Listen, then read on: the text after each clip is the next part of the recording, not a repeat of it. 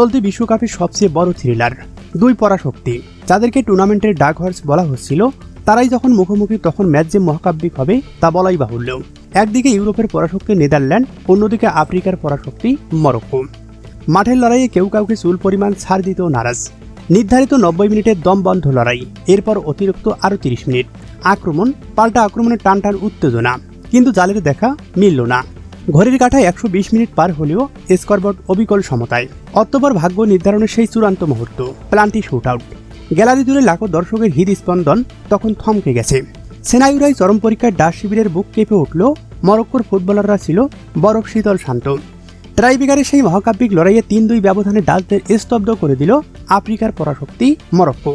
নেদারল্যান্ডের বিদায় ঘণ্টা বাজিয়ে রূপকথার মতো এক জয়ে শেষ 16 টিকিট নিশ্চিত করে নিল আশরাফ হাকিমিরা। বিশ্বকাপের এই মঞ্চে অবিশ্বাস্য পথ চলা কি নতুন কোনো রূপ বা নতুন কোনো ইতিহাস লিখতে যাচ্ছে?